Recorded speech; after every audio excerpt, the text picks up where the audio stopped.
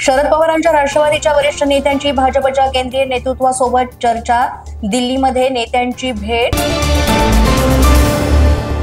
राष्ट्रवादीमध्ये सध्या दोन मतप्रवाह, भाजपसह सत्तेत जावं अशी एका गटाची मागणी, अजित पवार यांच्या राष्ट्रवादीसह सत्तेत जावं अशी दुसऱ्या गटाची मागणी असल्याची माहिती। शरद पवार भाजपासह जातील असं मला वाटत नाही। धर्मांध शक्तींपासून दूर राहण्याचा विचार यशवंतरावांच्या काळापासून आहे, त्या विचारापासून ते दूर जातील असं मला वाटत नाही। संजय राऊत यांची प्रतिक्रिया। विधानसभेतील गटनेता निवडीसाठी 17 डिसेंबरला काँग्रेसची बैठक, काँग्रेसचे प्रभारी रमेश चेन्निथला यांच्या उपस्थितीमध्ये नागपूरमध्ये आमदारांच्या बैठकीचं आयोजन।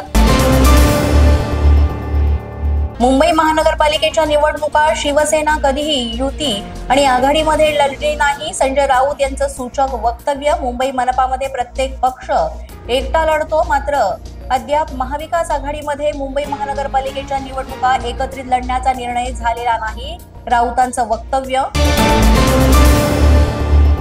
एक देश एक निवडणूक मंजूर करणारे सध्या पालिका निवडणुका सुद्धा घेऊ शकत नाहीत, हरण्याच्या भीतीनं निवडणुका घेतल्या नाहीत, संजय राऊत यांची सत्ताधाऱ्यांवर टीका। यंत्रणा जर आमच्या हातात असती तर 15 मिनिटांमध्ये भाजप रिकामा केला असता, संजय राऊतांचा भाजपवर निशाणा। राष्ट्रवादीच्या माजी मंत्र्यांकडून मंत्रिपदासाठी लॉबिंग सुरू, अजित पवारांना भेटण्यासाठी वळसे पाटील, नरहरी झिरवाळ देवगिरी निवासस्थानी दाखल। राष्ट्रवादीला 8 कॅबिनेट आणि 2 राज्यमंत्रीपद मिळण्याची शक्यता। शिवसेनेचं खातेवाटप पूर्ण, शिवसेनेला नगर विकास खातं मिळणार, सूत्रांची माहिती। 14 डिसेंबरला शपथविधी होणार, हे जवळपास निश्चित झाल्याची माहिती।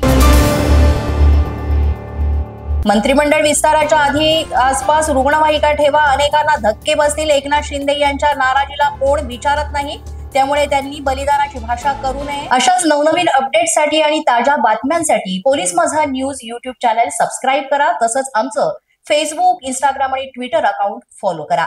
अधिक माहितीसाठी आमच्या www.polismazanews.com या वेबसाईटला भेट द्या।